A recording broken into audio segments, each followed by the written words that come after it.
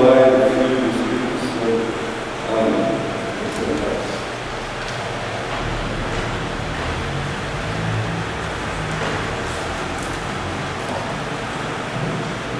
Prezados irmãos e irmãs, todos os anos, no domingo seguinte ao Carnaval, da início do Quaresma, nós ouvimos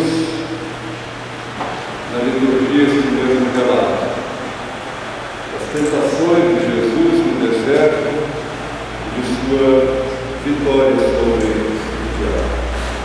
E nós os ouvimos nas diferentes versões: Mateus, Marcos, Lucas.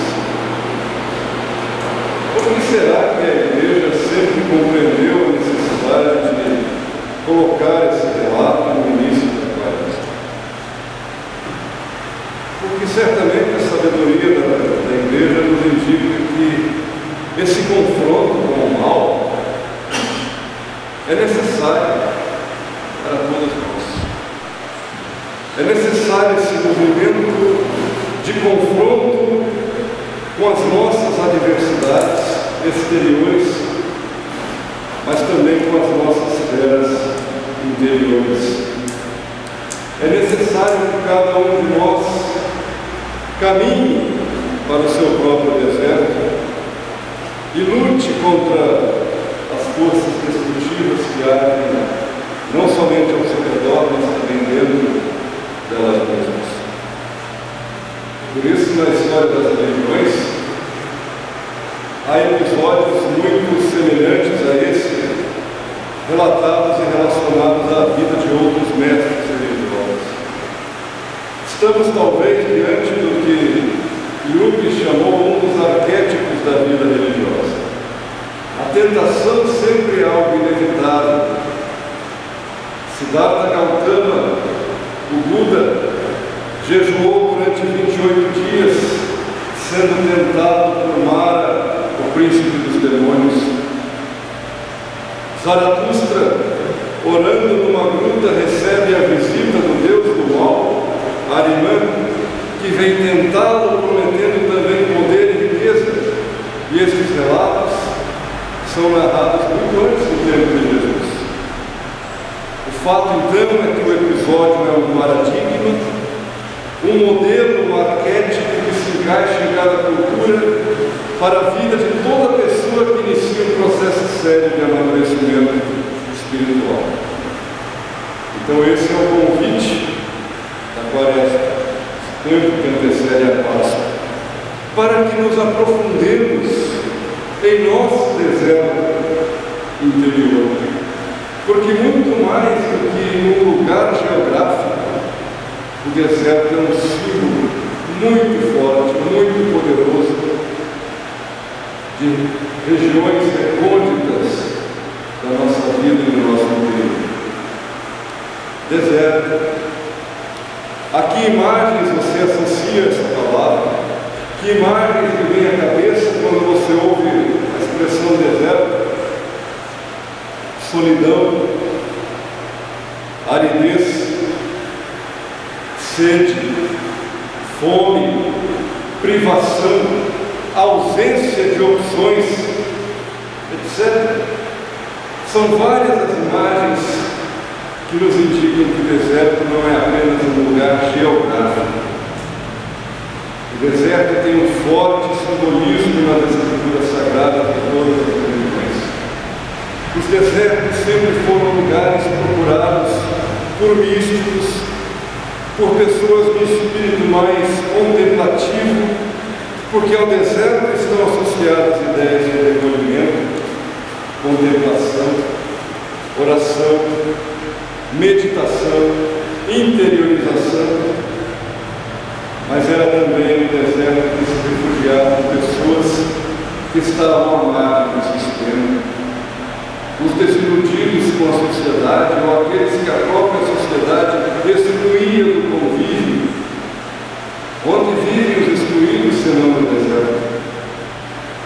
O deserto era também um lugar para onde eram afastadas do convívio social as pessoas desajustadas, as pessoas que na época eram consideradas perturbadas mentalmente, ou as pessoas que tinham doenças muito visíveis, tais como a lepra, eram afastados para os desertos e moravam ali em cavernas. Então o deserto está associado a tudo isso, um espaço não apenas geográfico, mas um espaço de solidão, de abandono, até mesmo de explosão do convívio social e religioso. E além do deserto nós experimentamos a mais terrível solidão. E é importante dar valor à solidão. O nosso mundo dá pouco valor à solidão. Algumas pessoas até mesmo têm medo da solidão, consideram a solidão algo negativo, mas não deveria ser assim, porque muitos místicos procuravam o deserto exatamente para viver momentos de solidão. E a Quaresma nos desafia exatamente a exercitar esses momentos tão preciosos de solidão e de introspecção. Gente, isso faz muito bem. Faz muito bem. Quem valoriza esses momentos sabe que quando você está precisando de paz, quando você está precisando de silêncio, é muito melhor entrar em uma igreja vazia e silenciosa que motiva o recolhimento interior, que lhe faz considerar as ambiguidades da vida, que adentrar em um lugar barulhento, com muito ruído, com muitos sons, com muita conversa, com muitos gritos. Vejam a diferença de uma praia deserta ao final da tarde, uma caminhada por uma praia deserta muito diferente, muito mais inspiradora do que aquelas praias cheias de gente, de lixo e de música alta. Uma caminhada por uma trilha na natureza, uma aventura, uma escalada, muito melhor do que um passeio em um shopping center. Isso tudo serve para nos lembrar que o deserto não é apenas lugar geográfico, mas é um espaço espiritual. E, trabalhado pela graça de Deus, pode produzir em nós muitos e surpreendentes frutos. Em nossos dias, apesar das redes de relacionamento social na internet, muitas pessoas acabam construindo o seu deserto pessoal em frente a um computador. E vivem ali desiludidas, sem muitos sonhos, sem muitas esperanças, apenas de uma diversão passageira. E essa é talvez uma das grandes contradições do nosso tempo. As inúmeras redes sociais e as conversas online nem sempre aproximam as pessoas. Ao contrário, muitos passam a noite e a madrugada nas telas e teclados, porque estamos sozinhos e vivem ali o seu deserto. O deserto é também um lugar silencioso, e por ser assim nós estamos no deserto mais vulneráveis aos ruídos interiores. No deserto nós conseguimos dar mais atenção e ouvir os nossos ruídos interiores e não apenas os sons externos. Ouvimos as feras que rugem dentro de nós. Podemos conhecer melhor os sentimentos ruins que nos habitam, o lado sombrio da nossa natureza e personalidade. Assim é o deserto, gente. Um lugar onde a solidão existencial é total. Um lugar onde se diz: estou perdido. Um lugar onde não há referenciais precisos, placas indicativas objetivas, sinais exceto da própria natureza. Ali no deserto é onde todos os gritos por socorro são inúteis, porque não há ninguém para escutá-los. Ali no deserto onde não há água nem pão, ali onde se ouve o rugir da morte, bem próximo a nós. Ali onde estamos mais frágeis e vulneráveis, mas é ali, no deserto, que aprendemos a valorizar o que é essencial na vida. Ali onde, em meio às provas, solidificamos a nossa fé e onde se forja o nosso caráter e a nossa personalidade. As pessoas geralmente evitam o deserto e esses momentos de solidão por medo e insegurança. Já perceberam que há pessoas que evitam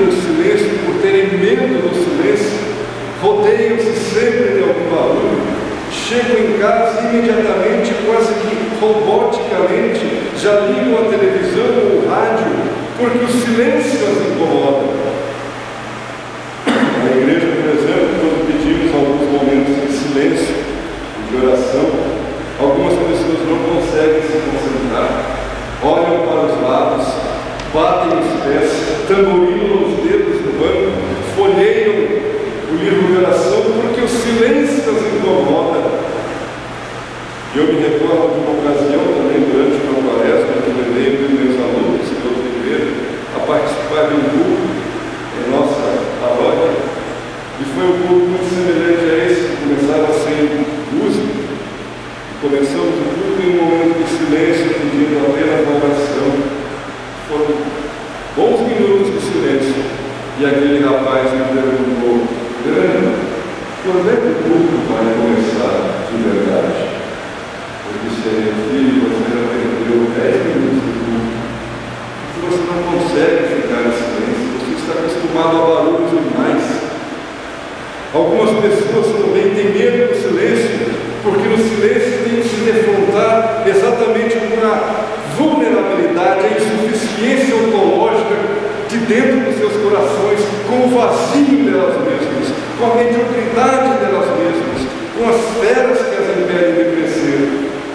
Então, nesse caso, é sempre melhor estar envolto em constante ativismo, porque evita que nos confrontemos com as nossas feras, com as nossas sombras, com aquele lado oculto de nós, que pouco conhecemos e que também não gostamos de que outros vejam em nós. Por isso, as pessoas que servem de diversão, sons, barulhos, ruído, numa roda de ativismo desenfreado, porque não tem a coragem e a fibra de ir ao deserto da solidão, enfrentar o tentador e encontrar as sombras e as feras que há dentro delas. Mas há também outras formas do deserto. Há o deserto existencial da pessoa que não tem amigos, da pessoa que acumulou tanto, ganhou o mundo, mas perdeu a sua alma, ou seja, perdeu o sentido da sua vida. Há o deserto da humilhação, do sentimento de impotência, de quem enfrenta dificuldades financeiras, pobreza, restrição e total ausência de perspectivas e de esperanças.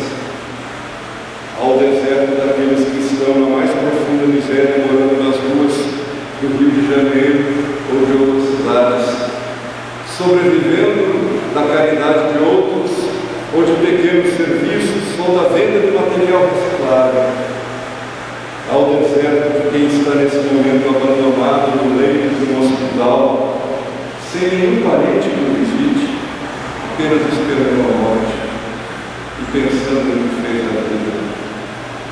Há o deserto daqueles que acordam lembrando da música do Oswaldo Montenegro: eu hoje acordei tão só, mais só do que eu merecia. E ainda assim tem coragem de dizer: parece que essa solidão será para sempre, mas sempre não é todo dia. Apesar de todos os dias acordar na solidão, ainda espero que aquela solidão se dissipe. Por isso nós perguntamos hoje: qual o tipo do seu deserto? Em quais desses desertos você se encaixa?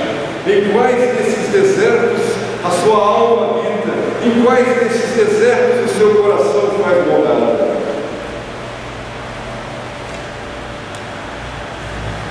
É nesses desertos que nós temos que enfrentar a solidão, o tentador, e descobrir um poder maior. Um poder maior, tal como Jesus encontrou, muito maior que os poderes do mundo. O poder maior que dissipa as nossas dúvidas acumuladas em tantas decepções. O Evangelho hoje diz que Jesus no deserto é assolado por 13 dúvidas. A primeira dúvida que o tentador diz é: se tu és filho de Deus, transforma essas pedras em pães. Transforma a tua situação de privação, a dureza da tua vida transformada em pedras, em algo macio, comestível, substancial.